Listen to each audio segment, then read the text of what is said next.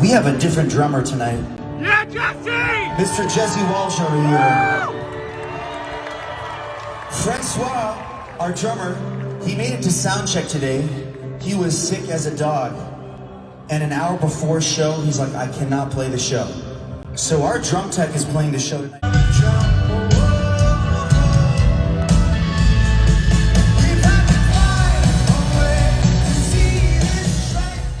Hey, you're keeping company with Connor, and you're listening to another Town Square Spotlight. We got a great guest for you guys today. I'm really excited about this because actually we knew each other a long time ago. We went to school, like elementary school, a couple of grades apart, and now here we are kind of both in the industry. He's touring around and all over the place while I'm just sitting here behind a mic all the time.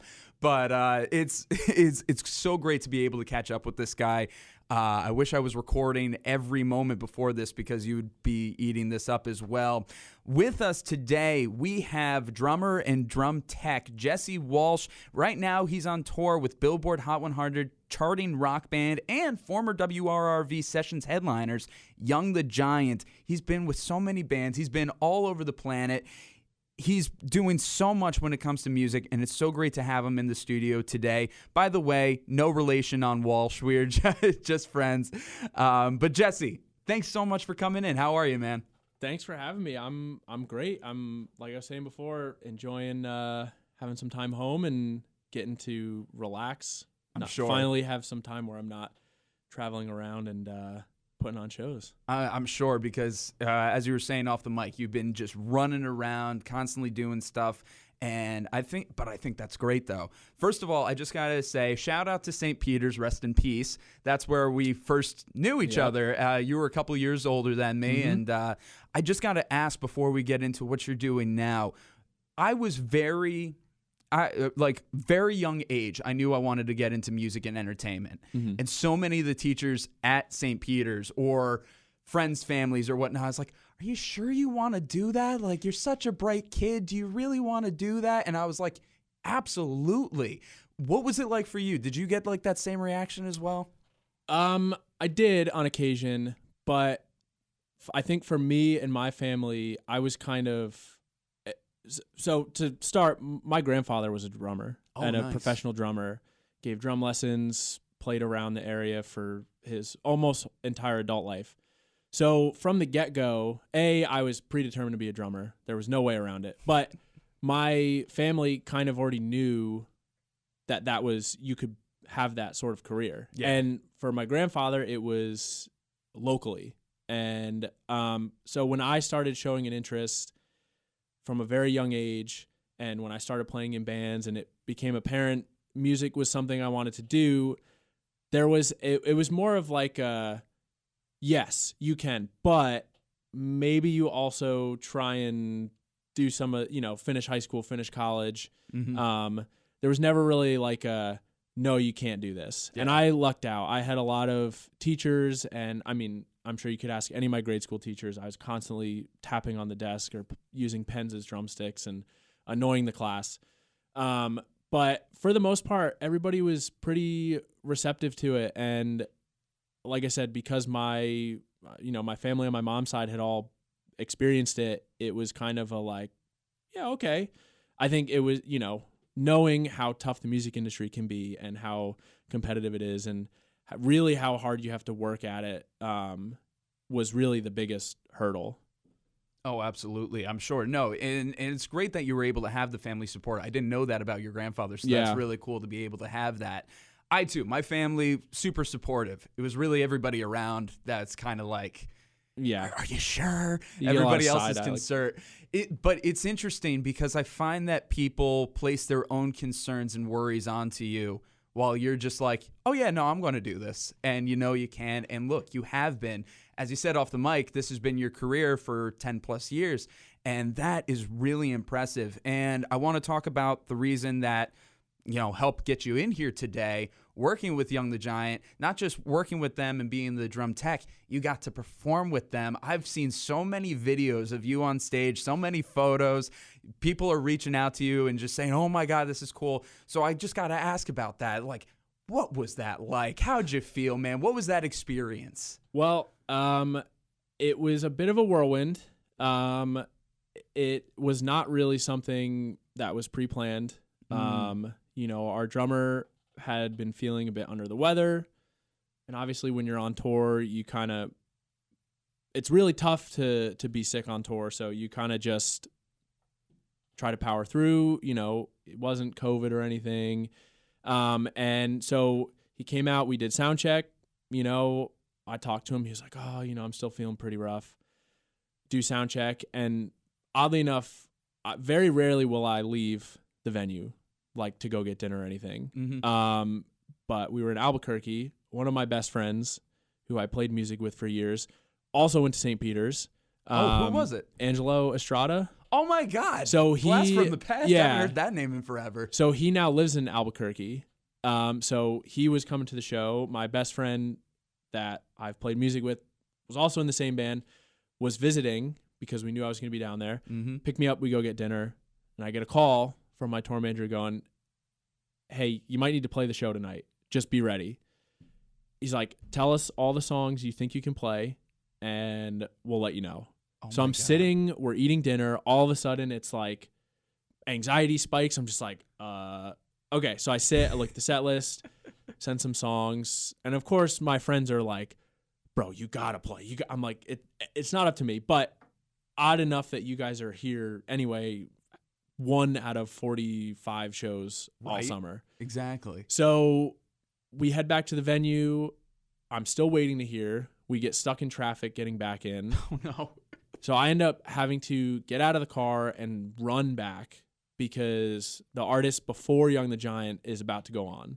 So I'm like, so even if I don't play, I have to get back. I have to do all my normal things that I do for a live show. And as I'm running back, tour manager calls me, you're playing. So I'm freaking out. I'm running back. This is a movie scene right here. It was just insane. So we get backstage. I have to rearrange the drum kit a little bit. I have to get all of our other equipment online and getting things ready to go. And had to do a changeover like I always do, but also had to fit in I couldn't wear black t-shirt, black shorts, and a Yankee hat.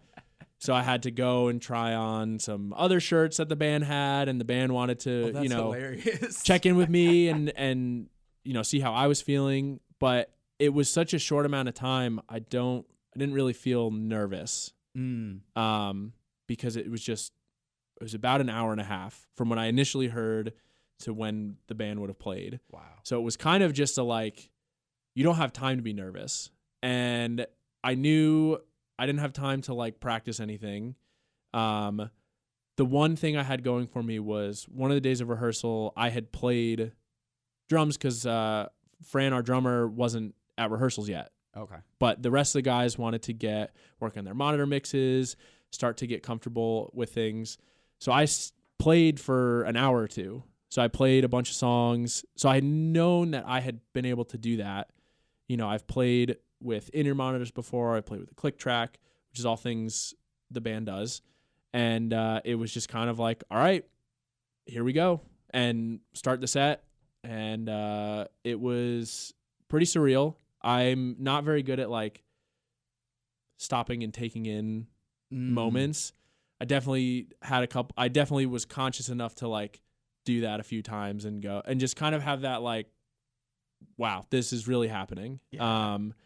And I think the set went pretty well. I mean, I can nitpick my performance, but always as a musician. But the videos are amazing, dude. From what I've seen, you were killing it.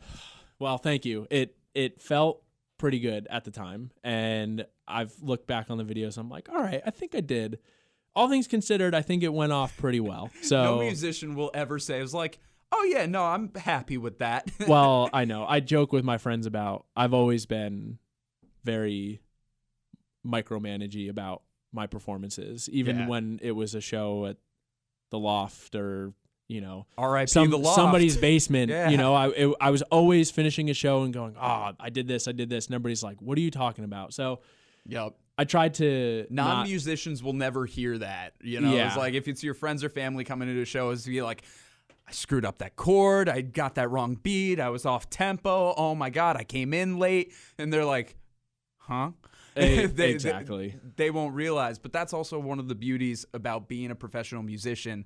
You're just able to play it off so well. And a lot of people won't realize it, except for like maybe the people in the band, yourself. But even still, that's so impressive and so cool. So as you said, so many people have been reaching out to you and checking in, and it's probably been a whirlwind of that. But there is so much going on with Young the Giant. You said this has been going on through the summer. You have a little reprieve right now, but you're back on tour with them. Mm-hmm. So I think there's a lot of people who understand it's like you have a touring musician and you get hired on to help out with things. But there's not a lot of people who understand the life of a tech, whether that be a drum tech or guitar tech, keyboard tech, anything like that. I've worked in venues. I've worked with dozens of them. I've worked side by side, had to set up the stage, so I know that life. But a lot of people listening don't know that life. So what is that like being a touring drum tech? And how long have you been doing that again? Almost 10 years. Almost 10 9 years. and a half minus 18 months where there was no live music. But it's first off, I love it. It's kind of an interesting job because like you said, most people understand being a live musician. But as a tech, it's kind of, and one of the reasons why I like it is because I can kind of fly under the radar. And this is probably like so out of your wheelhouse right now, being front and center for a microphone and interview. I think this is the first time I've ever been like formally interviewed about what I do. I love it. And I know there's podcasts where that other techs have or techs have gone on, but it's just I've never done one. So this is exciting and a bit scary. But yeah, life of a tech. You basically are coming in early, you're setting up band's gear and all their equipment, getting things ready so that the band can come in if they want a sound check or if they're the type of band that just shows up a little bit later and plays a show. And then you pack it all up, put it on a trailer or a truck and see it the next morning. For a drum tech, obviously I'm taking care of drums, which is great because I love drums. But it's a lot of maintenance, on the road. There's a lot of wear and tear on instruments, and obviously high-end instruments generally don't do so well with the wear and tear that can happen on the road. So for me, it's a lot of, when I open up the cases, set the drums up, if I have to change drum heads, take a couple hours to do that. If I have to tune up the kit, which is really most of what I'm dealing with is making sure everything sounds good. Mm-hmm. And that's not just me, but it's me working with our monitor engineer and our audio engineers, our other techs to troubleshoot, not so much with drums, but with like guitars, tends to be a lot of electronics these days. Oh my God. You have a lot got of pedals. The pedal boards, you have the amps, you got some all days, that. Whether you're plugged in, whether it's wireless, the and frequencies. Some days things just decide they don't want to work. Yeah. They decide they're going to have a high-pitched whine for no apparent reason. And, that's part of why we're there is to work that all out and get everything kind of to like a baseline every day, so that our drummer Fran can come in and sit down and go, everything sounds great. Everything's in the right place. Awesome. Let's play. And then end of the night, make sure nothing has gotten broken or destroyed. Sometimes if you smash your knuckle on a rim, a little bit of cleanup on the drums, they go back in a case, put it on a truck, and then do it all again the next day. Jeez. And you say that you can do this for months on end throughout the year. There's very little time that you're home based on what we're talking about. You have this very short rest right now. You told me off the mic you got another rest in October, but otherwise the year is booked and you are on the road all over the place. Is there a continent you haven't been on yet? Maybe not Antarctica, but any of the rest of them? Oddly enough, the only continent I haven't visited is Antarctica. Yeah. I've done shows on every continent except for Africa, but I have been to Africa outside of touring. So really the only continent left is Antarctica. So I've joked with my girlfriend about when are we going to get down to Antarctica? And she's like, you got enough money to go to Antarctica? I'm like, well, we'll see. So that's the last place. I haven't really done anything in the Middle East. Okay.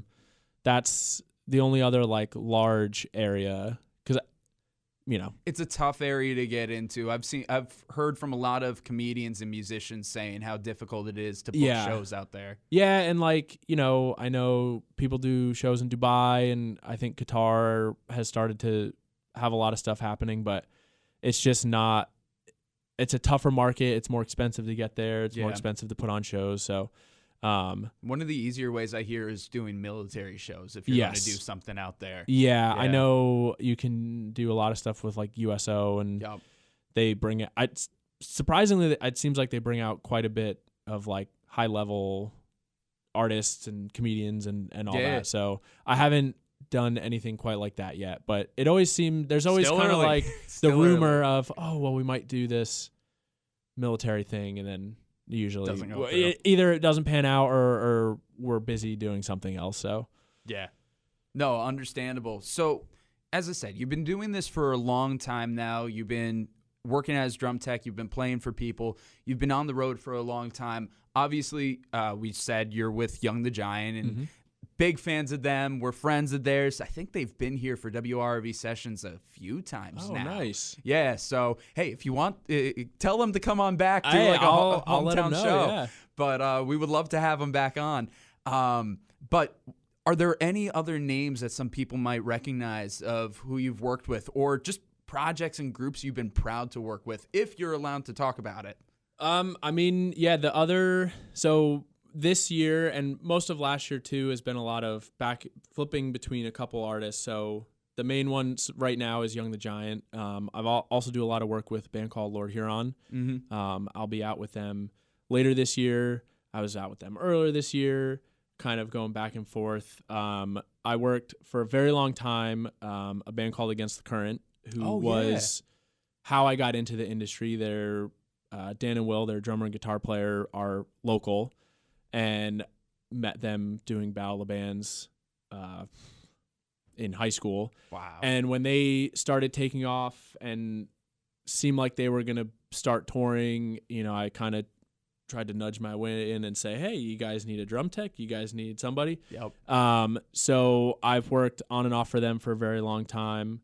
I've done work with an artist called Tate McRae, and a band called Spirit Tate Box. McRae. That took me a second. Really? Yeah, that was so a couple of people I work with now. That's such a different genre than what we were talking about before. It is very different. Yeah. I had a amazing time, but it is definitely quite different than working in like rock music. Yeah. And there's a lot of similarities, but for example, she has dancers. Yeah. Which I had never done a gig that had dancers. So there's just more people involved. There's a dance coordinator. There's 6 to 8 dancers. There's a vocal coach. There's a music director. So, which is, I think, a common thing you find in pop music where there's a lot of people doing jobs, and whereas with a rock band, it's more of just the band. Yeah. And maybe a few other outside people, but the band is kind of driving the ship in terms of, live music and creative direction. So it's kind of just a different side of the same world, where you have different music, different things going on. For me, I was still taking care of musicians, but there was musicians and dancers and all sorts of other stuff happening. Wow. Yeah. Yeah. The few performances I've seen, like, let's say on The Late Show, or I think she did SNL too. I could be wrong about that, but I thought she did. I don't typically see a band. So it was like, part of me is like, oh, is she just like doing this to a track or something? But she's got a band, obviously. There's people with her. Yeah, it's sometimes, and her, sometimes the artist will build it so that they can do performances with just a band or without a band, or just dancers or without dancers. So most of the stuff I was doing, we had the band. Nice. But it depends. If you go and see massive artists, sometimes the band's off to the side or in a different Yeah. place, not a different place, but kind of on a lower level. Yeah. Kind of like if you go to see a musical these days. Yeah, very they're always similar, in yeah. like other rooms or under the stage or Yes. something. So, but for me, when I see these artists, I always want to see the band. Yeah. I'm always interested in that aspect of it, and I've always found it adds to any pop artist or any artist in general. If there's a live band and they're amazing, I'm sold. Yeah. It doesn't matter who the artist is or what the music is like. If I go and see somebody and I go, man, that band was awesome, I'm always going to have that and be like, oh, I really enjoyed that artist live because their band was sick. And Yeah. not everybody thinks that way, but for me, that's a consideration of when I go see somebody play live. So Yeah. That's pretty neat. Sorry, I cut you off there No, when no, you were no. naming artists, but that one just caught me off guard a little bit based on all the Yeah. other bands you were working Well, with. it was kind of a few people I had worked with previously were on the gig and were just like, hey, can you come out and do this? So that's kind of how a lot of the gigs happen, is just Who you know, right? And Yeah. they go, hey, I need a tech for 2 weeks and you want to come out wherever. And if I'm free, great. If not, maybe Yeah. next time. But yeah, those are the main ones. There's a band called Spirit Box I did a little bit of work with. Friend of mine's a really big fan of them, actually. Yeah, I mean, they are incredible. And I Yeah. really only did like 2 weeks with them. But they put on such a great show and they sound amazing live. And they're just, I'm so happy to see that trajectory, because I still have a bunch of friends that work with them. My friend's going to freak out. Like, I'm going to tell her about this, and yeah. she'll be like, And so to see them, continue to have that trajectory is awesome. That's amazing. And talking about trajectory and the kind of music that we're building, you got music that you're working on as well. And we were saying right before we got on the mic how eerily coincidental that this all happened, because you have your own music project going on and you guys are releasing stuff real soon. Is that right? Yeah, so I have a new band. We're called Different People. And we, in a few days, are going to release our first song and music video. And then we have a short EP that is going to come out in August. So we were in the studio in June at Nada Studios out in out across the river, which was a great time. We just shot a music video. We're kind of doing all the we got to figure out artwork. We got to figure out all the promotion stuff, which I haven't done in a really long time because I haven't been playing in a band. So it's been a nice kind of return to all the things I used to do. Return to form, right? In the band I was in for 10 years in high school and college. And but yeah, it's really exciting. Our singer is my best friend. We've been best friends for 15 years since he walked into the garage we were practicing in, and he ended up becoming the singer of our band. And then our guitar player, John, I met last summer. Our singer, Nick, has been friends with him. And then we now finally have a bass player. So our friend Austin, who we've also known for 10 years and I did a little bit of touring with, is now playing bass. So it's kind of a fun... We just wanted to write songs that we believed in and we could release and feel good about, and that's kind of all it's been. And we try to not put any pressure on ourselves and try to keep it very just as a cathartic way for all of us, an outlet for all of us to create and write music and really just have a good time. So we're really, really excited. Like you had mentioned, all this stuff has been happening oddly timed, because I was like, you asked me to come in for the interview. I was like, oh, well, this is great. I have a song coming out in a few days. There you go. Actually, by the time this airs, the song will be out. Yeah, because today's Tuesday, and it'll come out on Friday. And this is airing on Sunday, so there we go. So brilliant. Yeah, it's funny how these things work out sometimes. It's really good sometimes how that all plays out. So what can you tell us about the release? What kind of vibe, what kind of genre?